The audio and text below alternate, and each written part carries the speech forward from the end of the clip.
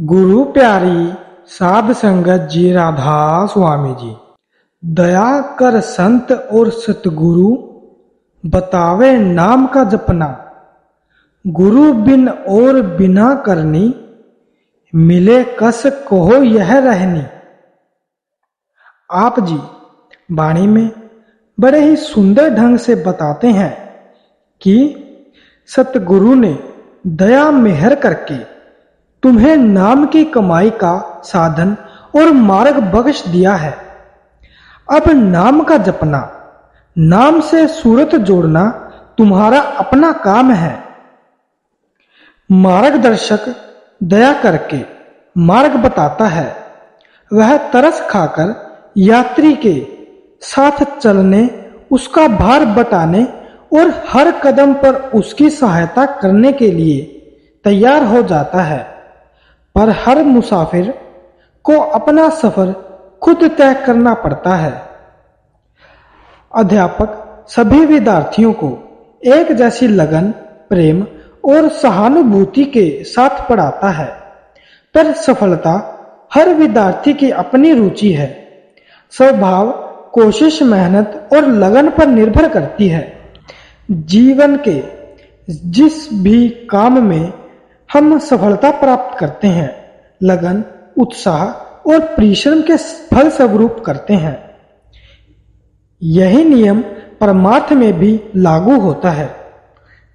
भाई गुरुदास जी गुरु नानक देव जी के संबंध में लिखते हैं, रेतु अंकु आहारू, करी रोड़ा की गुरु किए विचारू। भारी करी तपस्या, वड़े भागी हरि शिव बणी आई। आप जी फरमाते हैं, वड़े भागी हरि शिव बणी आई।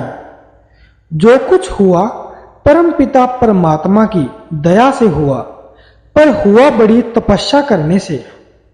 गुरु अमरदास जी के विषय में सबको पता है कि आप बुढ़ापे में सतगुरु की तन से कितनी सेवा किया करते थे और सारी सारी रात खुंटी से केश बांधकर नाम का अभ्यास करते थे।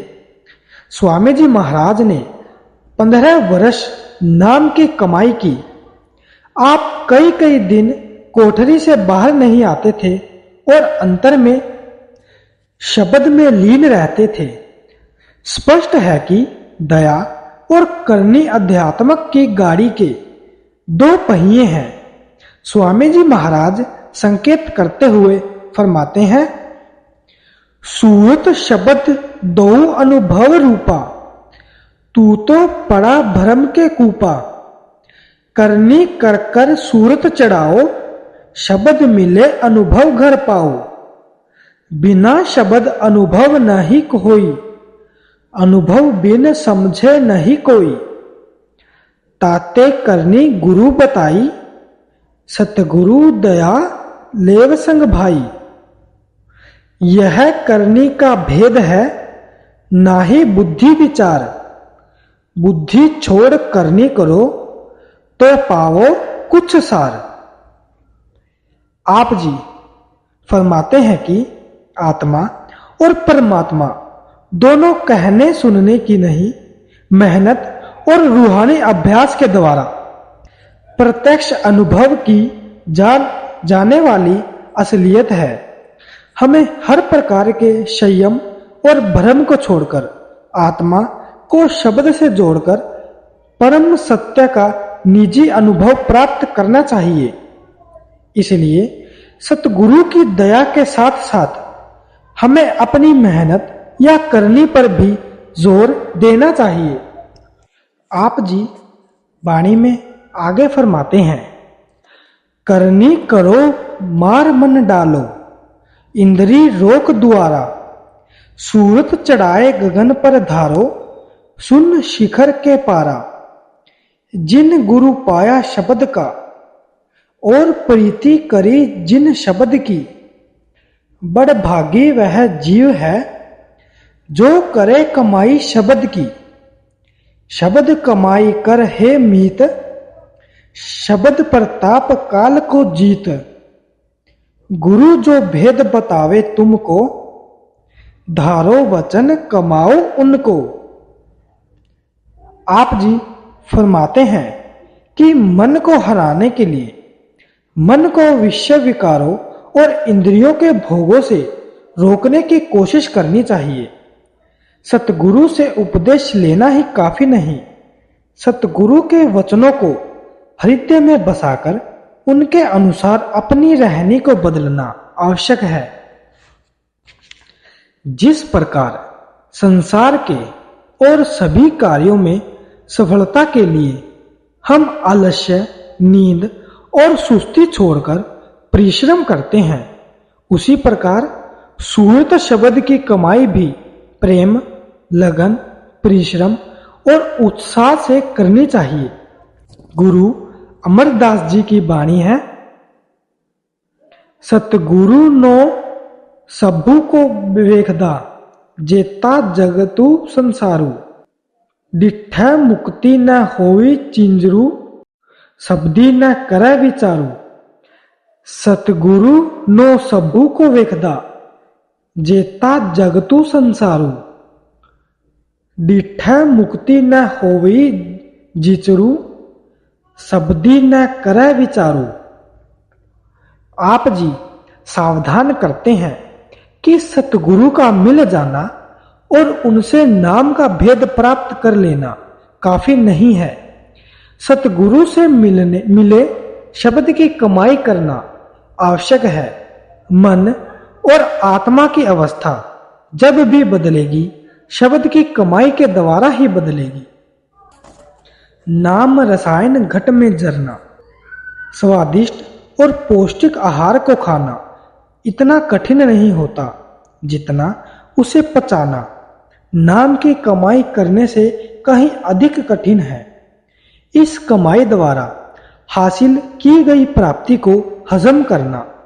जब हम लगन, प्रेम और श्रद्धा के साथ भजन करते हैं तो कुल मालिक हम पर दया मेहर करता है। सतगुरु की दया और हमारी करनी से हमारे परिश्रम के वृक्ष पर रूहानी प्राप्ति के फल लगने शुरू हो जाते हैं।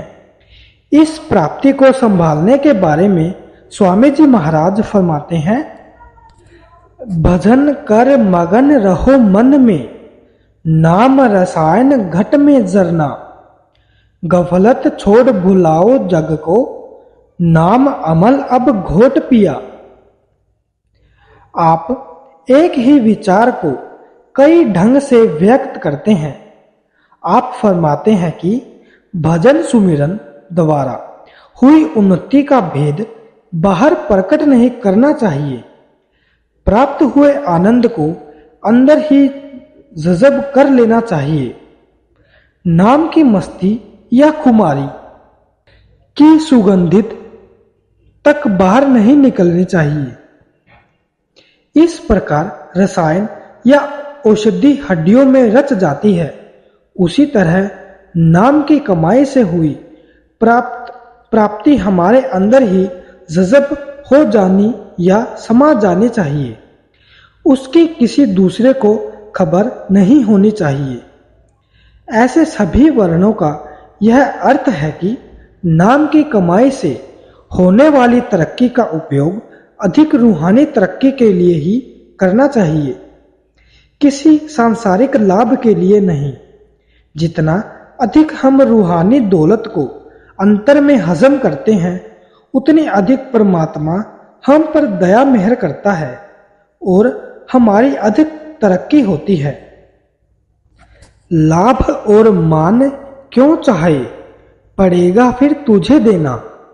यदि हम मान बढ़ाई की लालसा या अगंता के वश होकर अपनी रूहानी दौलत का भेद प्रकट कर देते हैं तो संसार में अवश्य प्रसिद्ध हो जाते हैं, पर अहंकार का शिकार होकर अपनी सारी दौलत गवा बैठते हैं और आगे के लिए तरक्की बंद हो जाती है।